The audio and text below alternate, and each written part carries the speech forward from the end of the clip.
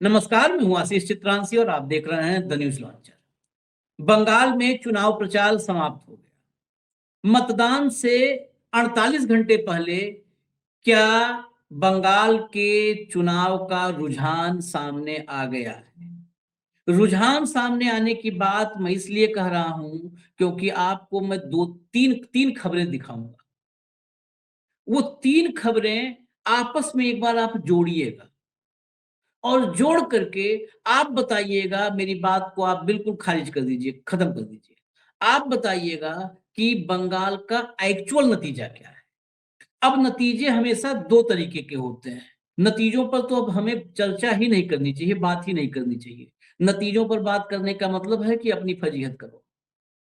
लेकिन फिर भी दो तरीके के नतीजे हैं, इस बारे में आपका विजन बिल्कुल क्लियर होना चाहिए। एक एक्चुअल नतीजा है और एक डिजाइनर नतीजा है। एक्चुअल नतीजा वो है जो उस प्रदेश के लोगों की आकांक्षा है, जिसके लिए उस प्रदेश के मतदाताओं ने मतदान किया है, बटन दबाया है मशीन का। और डिजाइनर नतीजा वो है जो ज्ञानेश कुमार के सौजन्य से आया है, जिसे गोदी मीडिया ने जोर शोर से चलाया है और जिस पे मोदी एंड कंपनी ने जश्न मनाया है, वो डिजाइनर। तो मैं डिजाइनर नतीजों के बारे में तो बात ही नहीं करूंगा, हाथ जोड़ता हूं। हरियाणा, महाराष्ट्र, दिल्ली, बिहार, अब ये काफिला पहुंचा है बंगाल और यही है आखिरी बैरियर, आखिरी परीक्षा। लेकिन एक्चुअल नतीजे क्या हैं, ये जो मैं तीन खबरें दिखा रहा हूं, एक्चुअल नतीजों का रुझान आपको इसमें दिख जाएगा। जब अमित शाह की रैली में आपको खाली कुर्सियां नजर आएंगी, जब सीआरपीएफ का राजनीतिक इस्तेमाल आपको कैमरे में कैद नजर आएगा, जब बीजेपी का राष्ट्रीय अध्यक्ष सीआरपीएफ की बख्तरबंद गाड़ी में बैठा नजर आएगा, ये मामूली बात नहीं है, ये मामूली बात नहीं है। जब भारतीय जनता पार्टी के कार्यकर्ता चुनाव आचार संहिता की धज्जियां उड़ाते हुए आपको नजर आएंगे, फॉर्म भरवाते हुए, जो इस समय नहीं होना चाहिए। जब खबर ये आएगी कि एक होटल में ज्ञानेश कुमार का एक अफसर पर्यवेक्षक बीजेपी के प्रत्याशी के साथ सीक्रेट मीटिंग करता है,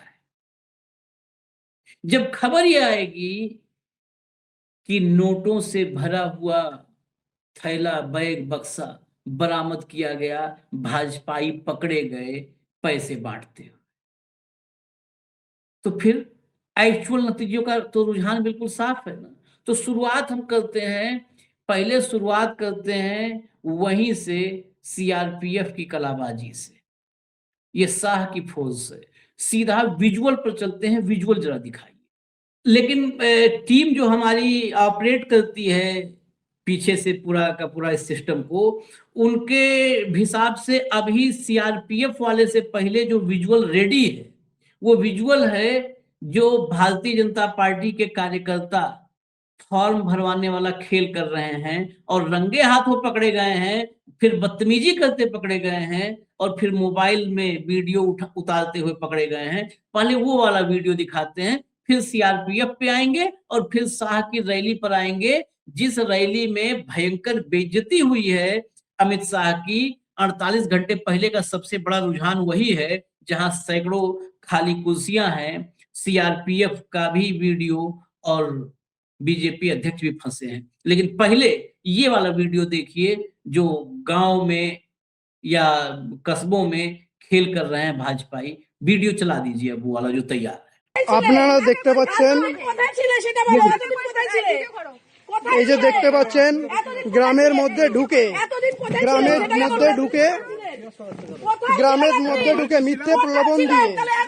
মিথ্যে প্রলোভন দিচ্ছে বিজেপির।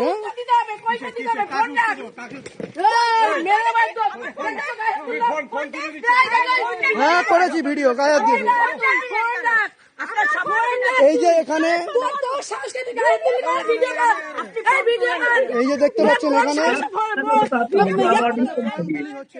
ये महमूदपुर है, महमूदपुर में भाजपा कार्यकर्ता, सोचिए मतदान सेकंड फेज का होने वाला है, यहाँ पर ये अन्नपूर्णा भंडार फॉर्म भरवाते हुए पकड़े गए हैं। ये बिल्कुल वायलेशन है अन्नपूर्णा भंडार। ये देखिए, इसमें आधार कार्ड, पैन कार्ड, बैंक खाता सब भर करके, जैसे दिल्ली में किया था कि भरो आपको पैसा देंगे, वो कार्ड भरवा रहे हैं और वहां पकड़ा है लोगों ने। लेकिन इस पर कहीं आया चुनाव आयोग ने कि वो बीजेपी के जो कार्यकर्ता थे, नेता थे, उन पर FIR हुई? कहीं कहीं हेडलाइन दिखी? किसी गोदी मीडियम दिखाया? सामने फुटेज अब है पूरा अब पूरा का देखो, पूरा। आगे देखो, ये फुटेज यदि फिर से एक बार दिखवा दे आपको तो पता पड़ेगा कि वो बीजेपी की महिला, वो दूसरी महिला ऑब्जेक्शन ले रही थी, उस पर हाथ छोड़ दिया उसने पहले। हाँ। देख लीजिए वीडियो आप फिर से। গ্রামের মধ্যে ঢুকে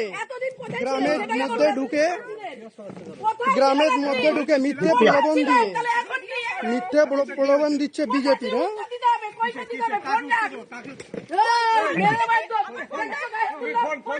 देखा, वो नीली साड़ी वाले ने हाथ छोड़ दिया।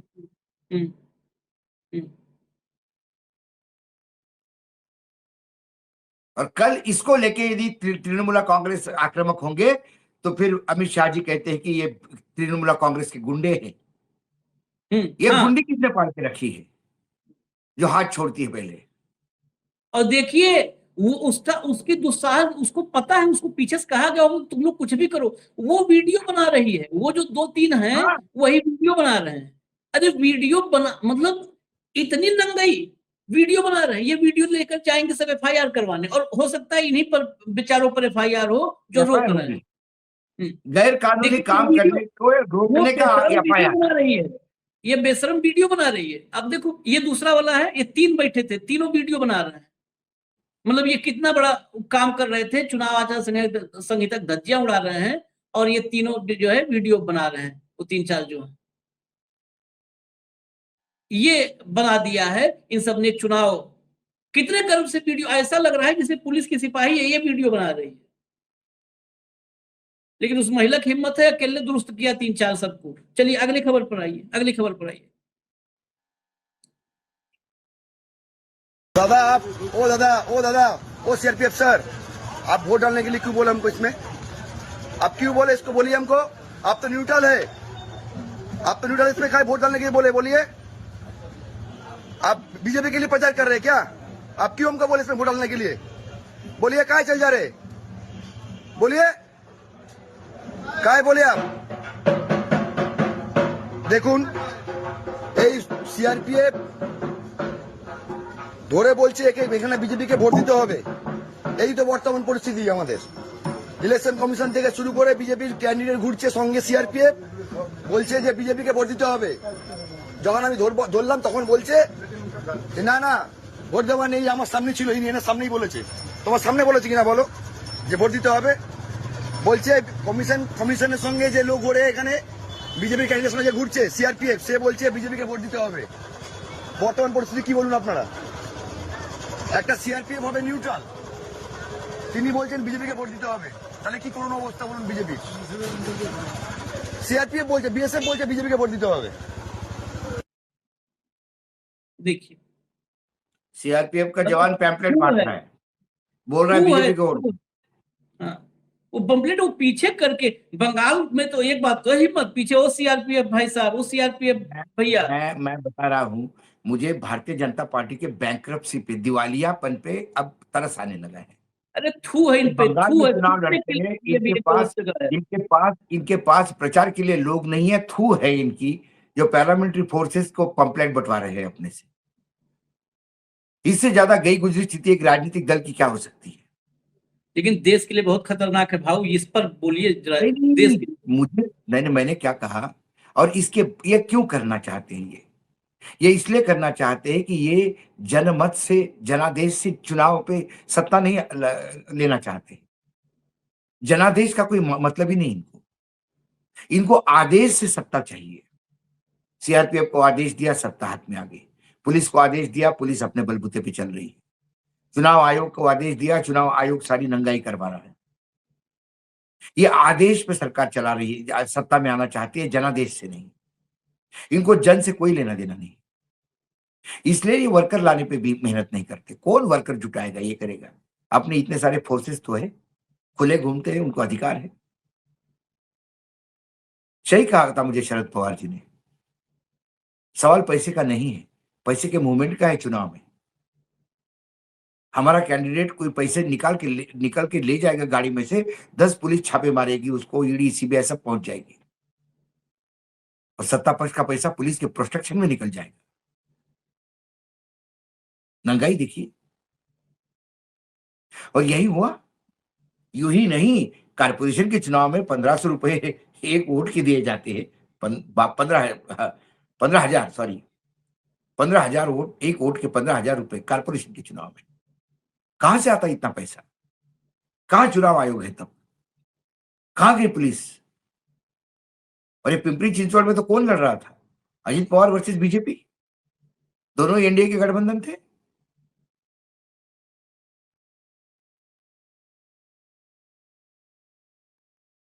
तो ये बड़ा तो होना ही है। ये खतरनाक बड़ा नहीं है, ये शुरू हुआ है ट्रेंड। आपको क्या लगता है? नहीं, क्या जनादेश था महाराष्ट्र में? क्या जनादेश तो छत्तीसगढ़ में, मध्य प्रदेश में, राजस्थान में, हरियाणा में, बिहार में जनादेश था, ज्ञानादेश था और आदेश था। यही उससे बंगाल में बड़े करने का प्रयास हो रहा है। और ये भूमि है सुभाष चंद्र बोस की, ये भूमि है स्वामी विवेकानंद की, ये भूमि है गुरुदेव रविन्द्रनाथ ठाकुर की। सबकी भूमि रौंद दिए, सब भाऊ सबकी भूमि रौंद दिए। बड़ा यहाँ खतरा पे पता है नहीं, कि बड़े खतरे की आपने तरफ जो मैं कहा ना, आपने जो कहा आशीष जी कि देखिए ये लोग भी कैसे जीवट है कि ये उसके पीछे लगे सीआरपीएफ के। कैसे दे रहा है तू, है सीआरपीएफ? ये बोलने की हिम्मत है, बाकी जगह तो हिम्मत हाँ, भी नहीं थी। इतनी हिम्मत तो है। लेकिन एक इतनी जिस हिम्मत। खतरे की तरफ मैं लोगों को ध्यान दिलाना चाह रहा हूँ। हम लोग क्या घर घर में कहते हैं ना बच्चों से, भैया ये बेटा बार बार नहीं बोलो शब्द, बार बार बोलने से हो जाता है। बार बार भूत या बार बार बुरी बात नहीं बोलो, बुरी बात बार बार बोलोगे, हमेशा बोलोगे, जुबान है पता नहीं कब सरस्वती को वासो हो जाए। ये सब क्या बोले, अपनी पूरी जिंदगी क्या बोले भाजपा? पाकिस्तान पाकिस्तान पाकिस्तान पाकिस्तान। ये पाकिस्तान बनाने की तरफ अब देश को बढ़ा दिए हैं। जिस दिन बिल्कुल पैरा बिल्कुल। मिलिट्री और मिलिट्री, मैं जिधर इशारा कर रहा हूं भाव, बड़ा खतरनाक, इसलिए बार बार मैं कह रहा था खतरनाक।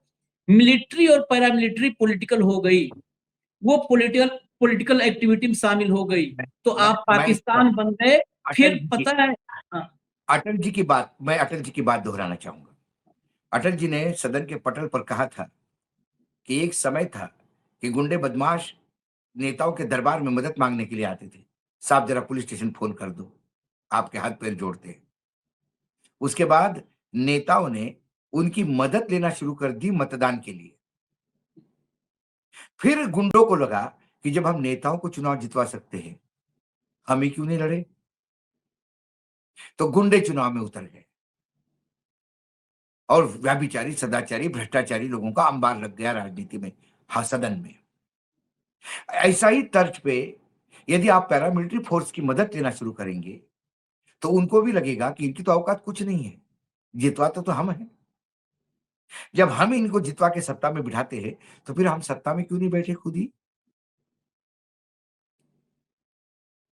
ये बहुत इसीलिए दिन से आशीष जी जो आप कह रहे हैं, ये बहुत भयानक, ये भयानक राजनीति में, खासकर ऑपरेशन सिंदूर के बाद जिस जैसा पॉलिटिकलाइजेशन इंडियन आर्मी का हो रहा था, आर्मी के अधिकारी नेताओं जैसी बात करने लगे थे, वो एक रिस्की ट्रेंड था। और ये पैरामिलिट्री फोर्स का ऐसा उपयोग करना, दुरुपयोग करना, ये इन्विटेशन है। ये तो चले जाएंगे 10-15 साल के बाद, तो उम्र भी होती है इंसान की। अपने आप को भले ही आप नॉन बायोलॉजिकल समझो, लेकिन हो तो बायोलॉजिकली ही। तुम्हारे कहने से क्या होता है?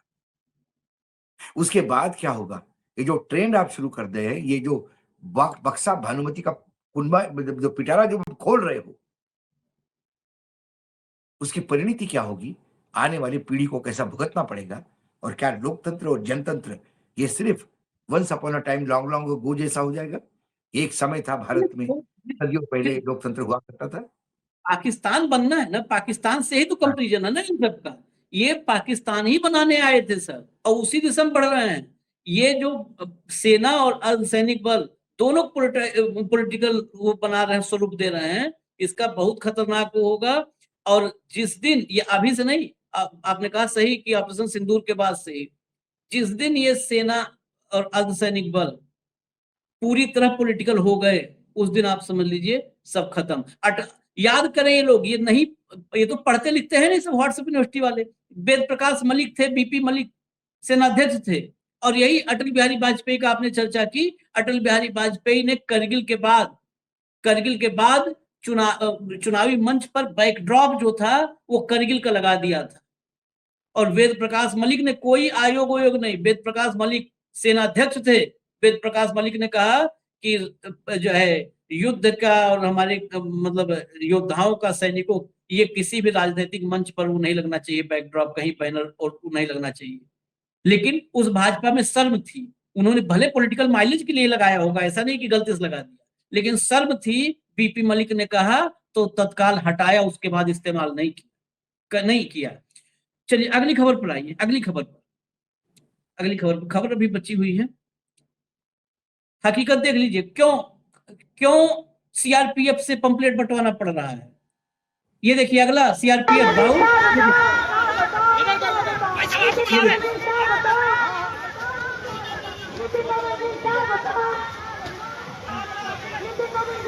सीआरपीएफ की गाड़ी है, किसमें चुनाव प्रचार कर रहा है नितिन नवीन। देखो अभी तो आप एक देखे थे ना, ये देखो कैसी अनुमति, कौन सा प्रावधान नितिन नवीन को सीआरपीएफ की गाड़ी में चुनाव प्रचार की अनुमति कैसे मिली, क्यों मिली, ऐसी कौन सी आपातकालीन परिस्थिति है, सीआरपीएफ की गाड़ी है। बिल्कुल बिल्कुल, तो दिख रही है पूरी जालियां लगी हुई है। ये पूरा प्राइवेट व्हीकल नहीं, ऊपर लाल, ऊपर दिया लगा हुआ है, ऊपर अनाउंसमेंट का बोर्ड लगा हुआ है, बख्तरबंद है। हाँ, बख्तरबंद गाड़ी में चुनाव प्रचार करवाया जा रहा है। देखिए ये देख लीजिए क्या हो रहा है। खाली एक वो नहीं था, ये दूसरा इसलिए लाए। और ये सब क्यों करवाना पड़ रहा है, उसकी वजह भी अगले वीडियो में, अगले खबर में आएगा। अगली खबर लाइए, इसमें सब साफ हो जाएगा ये नौबत क्यों आई है, क्यों करना पड़ रहा है। दिखाओ भैया, ये देखिए किस लिए करना पड़ रहा है। ये अमित शाह की रैली है, ये अमित शाह की रैली है, किसी और की नहीं है। देश के भावी प्रधानमंत्री, पीएम इन वेटिंग। देखिए कुर्सियां खुली ही नहीं है, बहुत कुर्सियां खुली नहीं है, जो खुली हैं वो खाली हैं। ये जमालपुर, पूरब वर्धमान का, ये देखिए पूरी की पूरी कुर्सियां खाली है। पूर्व वर्धमान जो है, पूर्वी वर्धमान, वहां जमालपुर है। जमालपुर में ये अमित शाह की रैली है, अमित शाह की रैली की विजुअल है, देख लीजिए। जहां कुर्सियां खाली होंगी भाऊ, यही कुर्सियां बता रही है सीआरपीएफ की जरूरत क्यों पड़ी।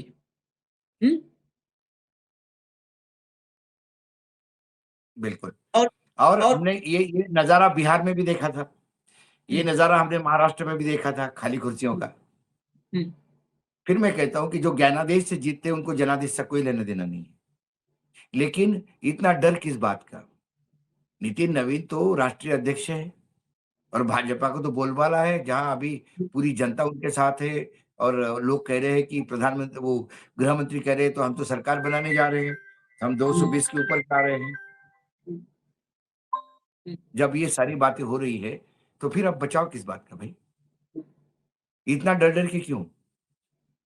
और सही बात है कि चुनाव के समय तो बाकी मंत्री भी सरकारी सुविधा नहीं ले सकते, जो प्रोटोकॉल में है गृह मंत्री या प्रधानमंत्री, उनको छोड़ के बाकी लोगों को प्रोटोकॉल भी नहीं होता है। ये तो सरकारी गाड़ी में घूम रहा भाई, ये वायलेशन है। लेकिन चुनाव आयोग जब अंधभक्त बना है तो क्या फर्क पड़ेगा इसको। सब कुछ भी करें, ये तो भाजपा का मेंबर, भाजपा पदाधिकारी और चुनाव आयोग का दामाद, यही है। बहुत दामाद वो कह रहा था ना हिमंता बिस्वा शर्मा की, विदेश मंत्री दामाद है क्या।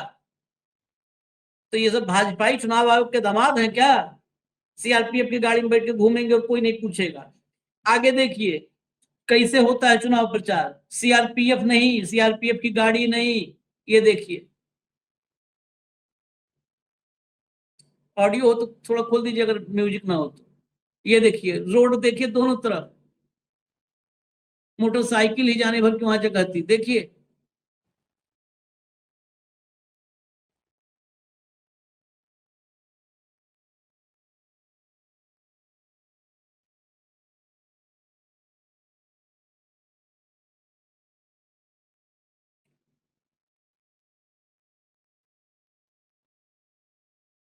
यहाँ पर कंजेस्टेड हो गया बिल्कुल। उधर तो खुला रास्ता था, इसी कंजेस्टेड में पूरा बाइक से, इधर तो खुला हुआ है लेकिन आगे पूरा कंजेस्टेड है। चलिए आखिर में, आखिरी टिप्पणी से पहले फिर सायोनी घोष को सुनवाएंगे आज। कल भी सुनवाया था, सुनिए अच्छा लगेगा। आखिरी टिप्पणी इसी के बाद होगी, सुनवाइए। इलेक्शन के पहले आप उड़ के आते हैं और मीठी मीठी बातें बोलते हैं। पूरा साल आप इन लोगों को ढूंढ नहीं पाओगे, कहीं दिखेंगे नहीं है। इलेक्शन के पहले हर घर जाएंगे और जाके बोलेंगे ये दिल तुम बिन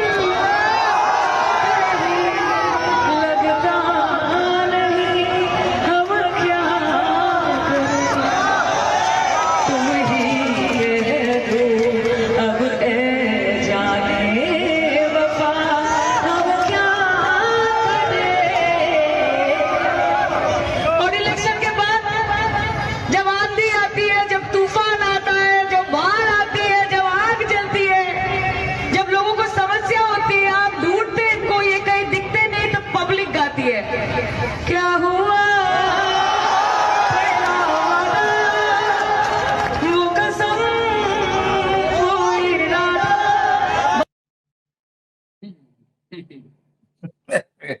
एकदम छाई हुई है सायोनी घोष। छाई हुई है, पब्लिक को कनेक्ट आता है, उसको हाँ पब्लिक को कनेक्ट आता है। कल भी बहुत अच्छा बोला, कल आपने जो सुनाया क्लिप उसमें उसने कल तो सब बता दिया। और इस बार आज उसने बड़ा मजाकिया लहरे में कहा कि ये कहीं दिखते नहीं, और वही होता है। आज महाराष्ट्र चिल्ला है क्या हुआ तेरा वादा, वो 6,000 रुपए का सोयाबीन का वादा, वो 2100 रुपए का वादा। दिल्ली में जब 2,500 अजित का दादा को और जब अजित दादा को पूछा तो अजित दादा कहते कि ए दादा दादा का है। वहां भीड़ थी, वो लोग दादा दादा दादा लोग पूछ रहे थे, दादा ये कैसा हुआ, दादा इसका क्या होगा, दादा उसका क्या होगा, दादा दादा दादा। बोले क्या रे दादा, आधा मादा दादा पादा चढ़ो।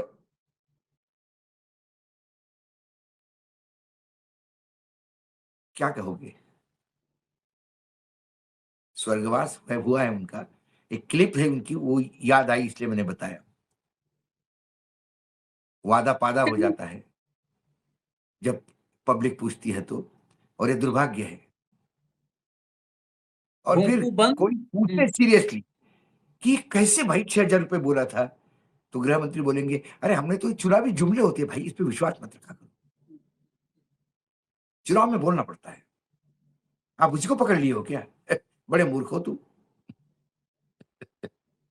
चलिए भोंपू तो बंद हो गया है अब, लेकिन मतदान तक, मतदान नहीं चुनावी नतीजों तक हम बुलेटिन, ये इलेक्शन अपडेट बुलेटिन लाते रहेंगे बंगाल से कम बंगाल की खबरों से देश अवेयर रहे। हमने देर से कार्यक्रम शुरू किया, हमारी गलती है, क्योंकि बंगाल पर ही हमारी भी नजर है। हम कार्यक्रम भले देर से लाए, लेकिन बंगाल पर लोकतंत्र बचने की आखिरी उम्मीद बंगाल पर है। 4 को ये टूट जाएगी उम्मीद या कायम रहेगी, हम 4 तक इस पर नजर रखेंगे और कार्यक्रम भी लाएंगे। धन्यवाद भाऊ, बहुत बहुत धन्यवाद, नमस्कार।